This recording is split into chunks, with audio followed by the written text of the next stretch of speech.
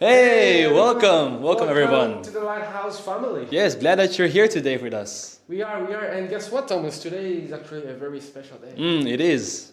It is actually, what is it? It is It's Mother's Day. So we say to you, Happy Mother's Day. Happy everyone. Welcome that you're here. All the mothers to you, because today is a special day, and we have a special message, especially for you, all mothers. Yes, yes. In fact, today the message will be given by our dear Pastor Clemente de Yes, Guzman. the Guzman. So before you go out with your family to celebrate Mother's Day, please make sure to be fed spiritually, right? Yes, so we hope and we pray that you will enjoy and listen throughout the whole message, because this one is for you. So enjoy and stay blessed. Praise God. If you don't mind to stand on your feet, just in respect for the Word of God, let's open our Bible in the book of Proverbs, the most and well-known passage during Mother's Day. It's a well-read passage in Proverbs chapter 31, verses 10 to 31. Okay? It speaks about the radiant bride. Amen? Pray. So, just like we used to do, okay, I'll just read the first one and then you just respond, or we'll do alternately, okay? Who could ever find a wife like this one? She is a woman of strength and mighty valor. She's full of wealth and wisdom. The price paid for her was greater than many jewels. Verse 11.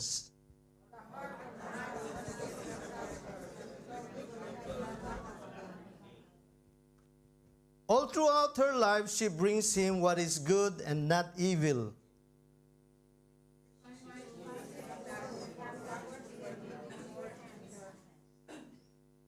She gave out revelation truth to feed others. She is like a trading ship bringing divine supplies from the merchant.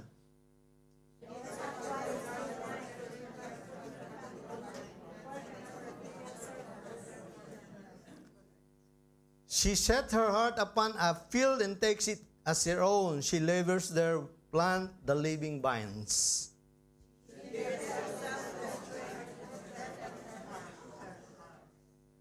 She tastes and experiences a better substance, and her shining light will not be extinguished no matter how dark the night.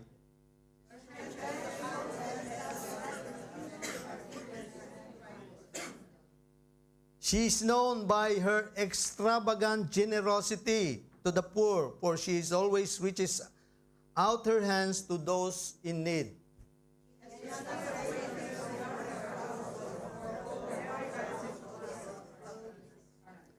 Her clothing is beautifully knit together, a purple gown of exquisitely linen.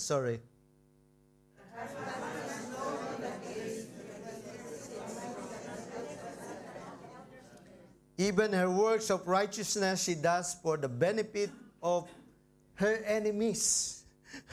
Amen. Praise God. Verse 25.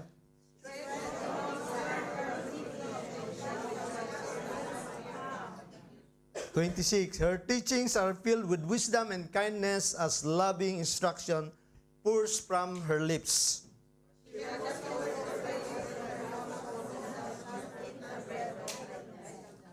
Her sons and daughters arise in one accord to extol her virtues, and her husband arises to speak of her in glowing terms.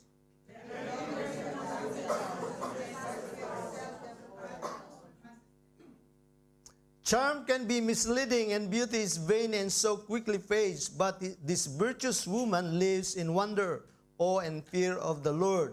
She will be praised throughout eternity. And let's read together verse 31. So go ahead and give her the credit that is due, for she has become a radiant woman, and all her loving works of righteousness deserve to be admired at the gateways of every city. I do believe you have your other version, and I have my favorite, one of my favorite, the Passion Translation. Let's pray. Father God, thank you, Jesus, for all the mothers today, that they are remembered every second Sunday of May. Lord, they are the heroes of every household. Thank you, Jesus, for them. You've been used them, Lord God. Even the first mother of humanity, Eve. The very reason why we exist is through the first mother. Thank you, Jesus, for that gift to humanity, the mothers. Thank you, Jesus. As we reflect on your word, Holy Spirit, speak to us through our heart. In Jesus' name we pray. Amen. You may be seated. Thank you. So, as we know, every second Sunday of May, we commemorate, we remember all the mothers. Some mothers who has not having a child physically, I even greeted them, because mothering is not just having a flesh or having a child on the flesh, but mothering can lead also other people, like you are mothering them, caring for them. Amen. So we're not restricted for that. Okay. Mothers, they are incredible. Amen?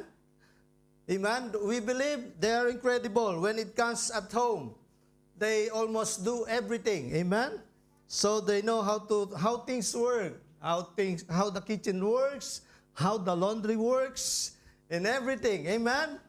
Even I've heard a husband, hey honey, where is my underwear? And then the wife will be always, or the spouse will, it's there. And then they really know specifically where you can find things. Amen? That's how the mothers are.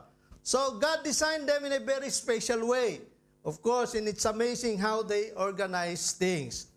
The wife and the mother is a leader not because she tries to be one, but because of who she is. Amen? There's a true story here about a mother. Every Mother's Day, people buy flowers. As we could see yesterday, we went to a flower shop or buying plants. There are a lot of people buying for flowers for their mothers. Amen. It's good to have that kind of gesture, that kind of habit or whatever. So buy flowers and cards and gifts. But sometimes the greatest stories about mothers are not the ones written in books. They are lived quietly every day inside ordinary homes. Maria was a mother of 4 kids in a small town. Her husband worked long hours and money was often tight. Amen? Probably you are being raised to that kind of family back in the Philippines or probably here in Belgium. I've known people, even they live here in a very wealthy country, they are also living in poverty, so tight on money. Okay? It's not about the place or country where you live. Amen? There are many nights when she stayed awake worrying about bills, clothes, and whether there would be enough food for everyone for the end of the week. Yet her children never fully saw her struggle because she carried them with strength and love. You know, mothers are good actress also. They pretend not, they are strong and so on, but, not to show them that they are not weak, but inside of them, because of their love and, care for the family. Amen? Every morning, Maria woke up before sunrise. She prepared breakfast, packed lunches, ironed school uniforms, and still found to leave a little handwritten notes to her children saying, believe in yourself.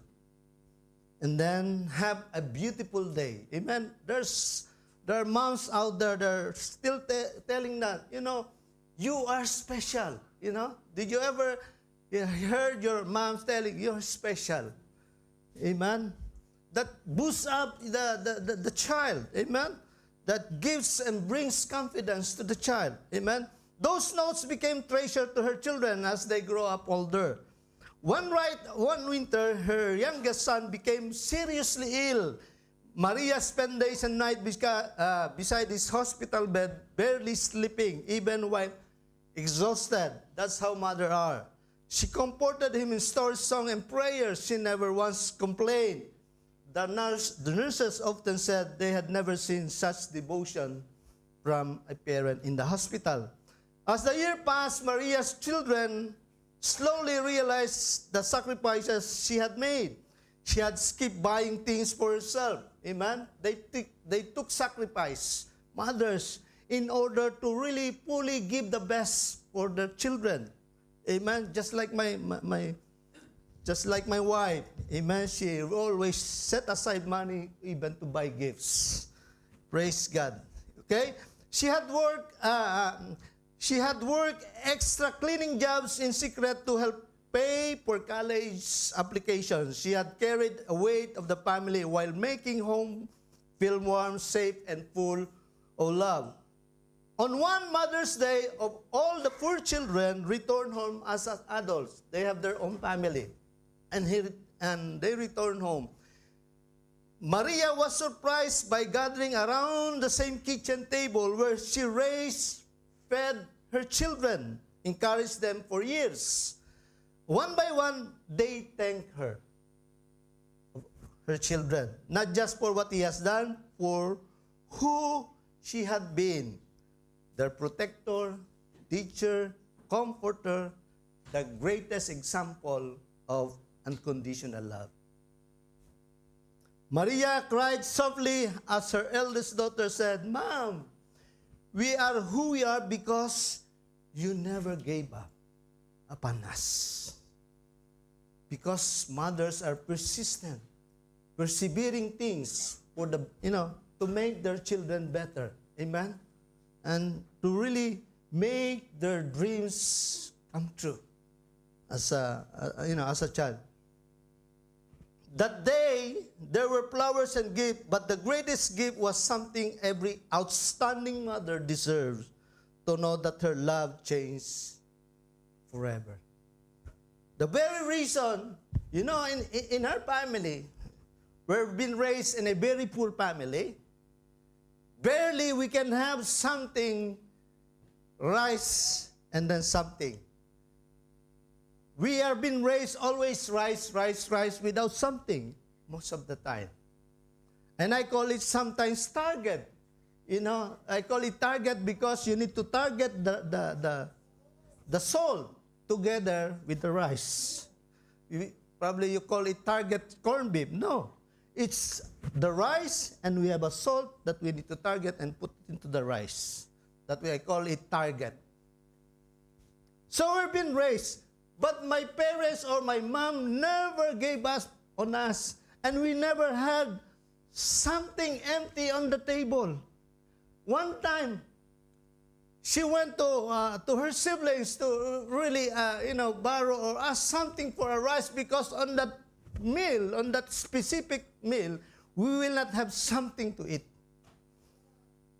I still very fresh on my mind, And then I still, when I was young, I'm very resourceful. I'm not being boastful, but I want to praise God. I'm very resourceful, even when I was very young. And then, as I'm, having when I was probably, I'm just 5 or 6 years old. I'm selling, pandesal in the morning. I'll be selling donut in the afternoon. There's a bakery, and then I will just carrying a box, and then I will shout, donut on the street. For 3, 4, 5 hours, I'm selling that until my whole donuts that I'll be ordering my box, at least 150 pieces of donuts. And then I need to sell that. And then, of course, on my profit, I will be giving to my mother, and then I will keep aside. During that time, our house, there's kind of like a bamboo. I'll just make a hole on that, and then I'm putting some coins on that. And then my mother came home. The pot that she's carrying is empty. And then crying, I saw her crying. And then I said to her, I asked her, come here. And then we just broke one of the bamboo of our wall. And then we took the money. And then the more she cries. I don't know why you're crying. Because she's crying because we have something to eat on that specific meal. But still, she can do everything for. That's why we're being raised not in a very well-off family, but I've seen every 6 o'clock during the time we're still Catholic, we have a devotion prayer every 6 o'clock in the evening. That's why in our village, I'm the first one, youngest, leading a rosary. I know by heart, Happy Stoa at Calvario. There are 3 things. I know that by heart. But God is so. Oh Jesus, even I don't have on my. Sorry for that. So that's how I learned from my mother. A very courageous, she's a fighter. She's a challenger. Amen. So there's a poem that I just wrote here for all the mothers. There's a poem for you. Mother, you are kind and bright. You make my world feel warm and right. With gentle hands and loving care, you show me love is everywhere. You help me smile when I am sad. You cheer me up and make me glad. Thank you, Mom, for all you do. No one in this world is just like you. That's how our mom. Amen? Like last Friday, I said to my boss where we are having meal, said, I miss my mom. Because I know every Mother's Day I do remember. And then I don't miss greeting my mother-in-law. Happy Mother's Day. Become my mother now. Amen? So let's take a look on mothers in Proverbs chapter 31. Amen? The first thing that we could see here, amen, as a mother, we could see, or as a woman, we could see the assets, or the mothers, the woman here who has been set apart. Amen? That we could see in verse 11 rather, she is trustworthy. Amen? That's what the scripture that we just read. And then verse 12, it says she is a positive influence. Amen? We could see all our mothers are very positive influence, unless probably we can count on our finger. Of course, there are some mothers who influence their children in a bad way. But I do believe in my heart that every mother, they make a good or godly or righteous influence for their kids or for their children. We could see also, as I shared, the title of the message is that outstanding mother. Amen? See, she is a hard worker. Verse 13, 14, 19, 24, and 27 of our text. She's a planner. She always plan. Amen? That's why we could see mothers. They're planner. Amen? They make agendas. You know, my wife has a lot of notebooks that's really, So she told me, why you're writing? I said, so I will not forget. Amen? Because of aging, sometimes she forgets. Amen? Then, we could see verse 27 of our text. We can read it, and verse 27 says, she watches over the ways of her household and meets every need they have. We could see the mothers are protector. Amen? That's why you cannot you cannot let the mother be silent. They want to protect their children. Amen? But mothers, I would like to really remind you, especially for those young mothers, don't so much be protective over your children. Sometimes you need to let them go. Amen. They don't want to be hurt. They don't want the children. They don't want to fall and everything.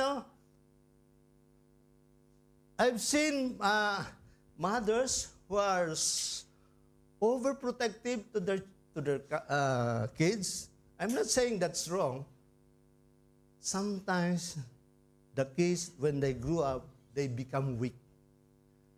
They are not making independence. They are too always dependent on the mothers or the parents. Amen? We need to let them go sometimes. Give them a space to make mistakes and failures, because in our mistakes, we learn. Amen? Amen? Mothers, let your kids, let them commit mistakes, because they will become wise. You will see. Amen? Praise God for that. So we could see that's the mother. Her asset, or the asset of the mother, they have been set apart. Amen? They are trustworthy, positive influence, hardworking woman. They're a planner, and then they protect their family. Amen? Praise God. That's why we need to always acknowledge or remember our mothers. So then the second one is their accomplishment or their achievements, because they are smart. Amen? Those people who achieve things, of course they are smart. Amen? They cannot achieve things without being smart or brilliant. Amen? Achievement is something is to complete the task or accomplishment. The Bible mentions many physical accomplishment, but it also highlights spiritual accomplishment, which we often overlook. An active prayer life, Christian maturity, telling neighbor about your faith and moral victory over temptation, or tender word of encouragement. That's what mothers are always telling to their kids. When the kids go, then they will, why they are more, kids are more closer than the mother to the father, because their soft voice. Amen. My children, when they're still at home, Inay, alis na ako. Nay, I'm leaving. My wife will always, mag-iingat ka. Be careful. They always say that. Amen. Amen. Sometimes when they were in elementary, my wife, we're going, Inay, and then my wife will say, behave. Amen. Especially kay Josh. Josh on that time is a little bit naughty. Amen. Praise God. I'm really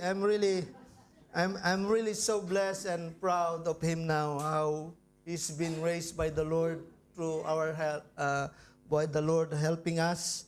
How he's been matured spiritually in handling his family and everything. My two kids are the same.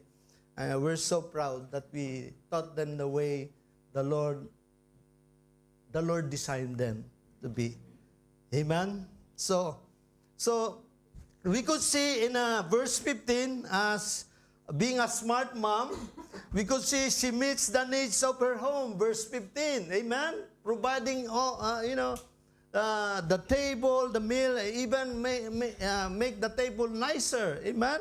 So she invests for her household. We could see in verse 16 of our text, we could see that verse 16 says, she sets her heart upon a field and takes it as her own. She labors there, plant the living vines. It means she's a provider that we could see on the scripture. Amen?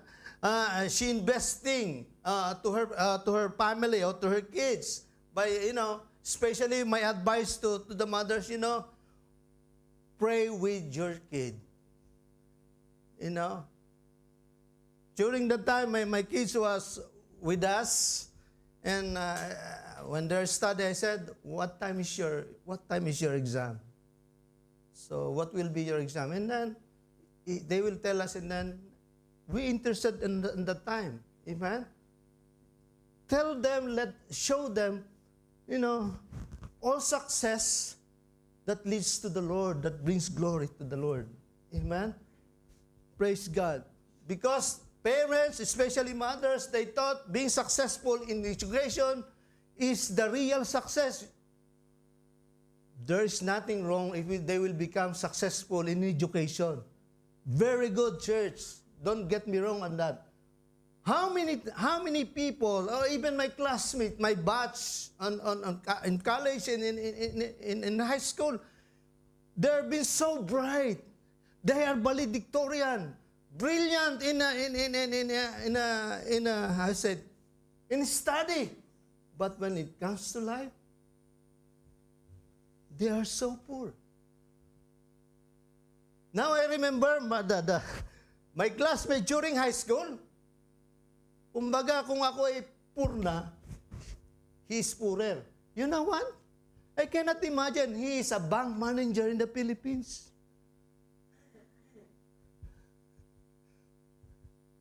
Very good. You know, that we cannot measure a person on the study, but there are some people are brilliant, valedictorian, summa cum laude, and so on and so forth. But I'm not saying that is bad. That is wrong.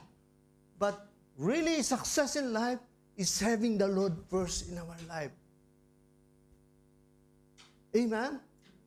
That's a true success that we can have in our life. Just like the mother that's been mentioned in the scripture we just read. She keeps herself in shape. Amen? For all the mothers, keep yourself in shape. Not about physical shape. I believe that it changes. Amen? What it means physical shape? It means, be in a habit after, when you wake up, comb your hair or make a gurgle.